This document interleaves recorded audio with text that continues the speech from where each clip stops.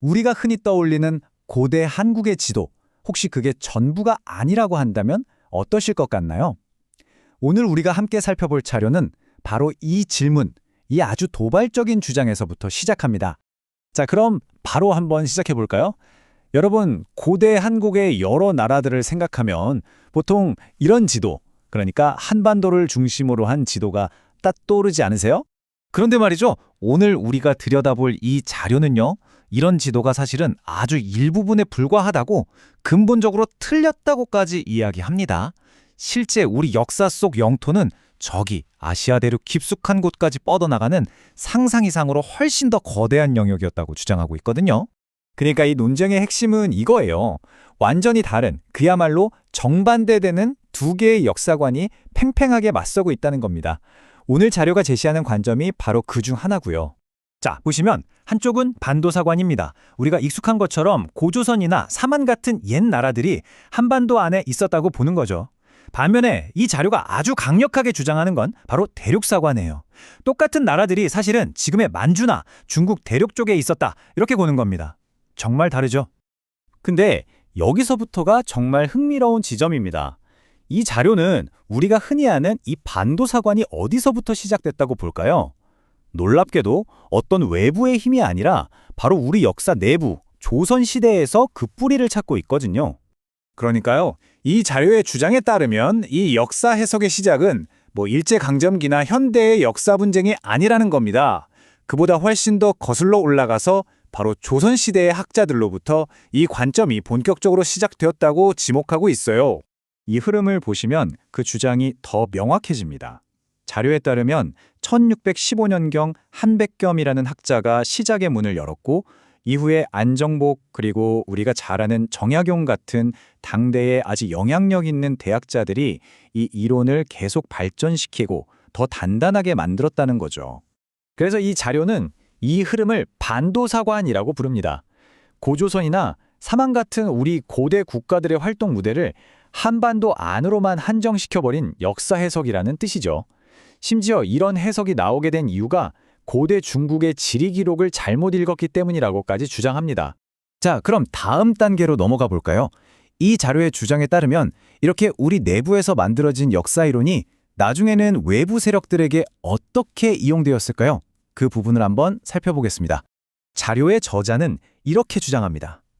원래는 조선 학자들 사이에 순수한 학술적인 이론이었을지 모르지만 이 오류가 결과적으로는 나중에 일본이나 중국에게 아주 강력한 도구를 쥐어준 셈이 되었다는 거죠. 자신들의 역사관을 정당화하는 데 아주 유용한 근거로 사용되었다는 겁니다. 이 표를 보시면 한눈에 들어오죠. 자료에 따르면 일본 식민주의자들은 식민 지배를 정당화하기 위해, 그리고 더 최근에 중국의 동북공정은 한국사를 자기네 역사에 편입시키기 위해 바로 이 조선시대에 만들어진 반도사관이라는 도구를 아주 유용하게 활용했다는 겁니다. 심지어 이 자료는 아주 구체적인 예시까지 들고 있어요. 중국의 한 역사가가 다산 정약용 선생의 책인 아방강역고를 직접 인용하면서 봐라, 고대 한국 영토는 사실 우리 중국 땅이었다, 이렇게 주장했다는 겁니다.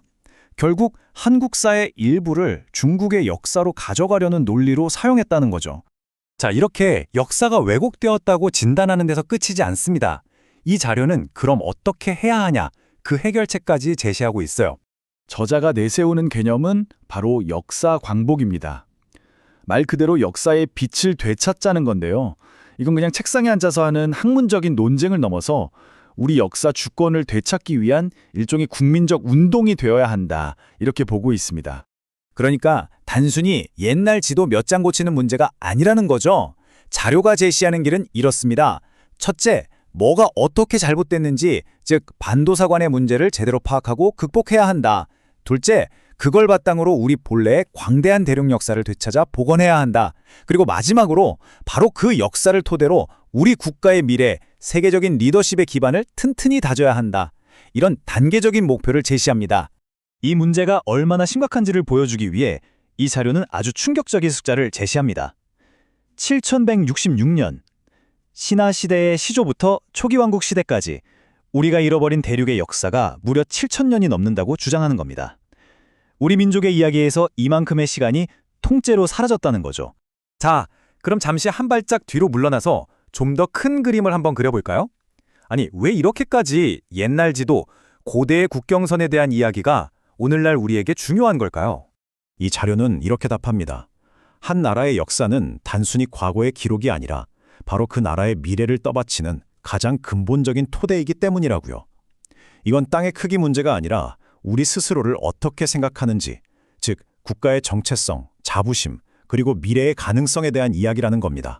그리고 저자는 아주 명확하게 이 잃어버린 역사를 되찾는 것이 오늘날 경제적으로나 군사적으로 강대국이 된 한국의 위상에 걸맞는 일이라고 말합니다. 21세기의 더 큰 나라로 나아가기 위해서는 반드시 이 역사 강역 회복이 필요하다고 아주 절실하게 이야기하고 있죠. 자, 이렇게 오늘 자료에 대한 설명이 끝났는데요. 결국 이 모든 이야기는 우리에게 마지막으로 이런 깊은 질문을 던지는 것 같습니다. 한 나라가 자신의 과거를 어떻게 이야기하느냐가 그 나라가 꿈꾸는 미래 모습을 어떻게 결정짓게 될까요? 우리가 어디에서 왔는가에 대한 우리의 믿음이 우리가 어디까지 갈 수 있는지에 대한 가능성을 정말로 바꾸어 놓을 수 있을까요? 생각해 볼 만한 문제인 것 같습니다.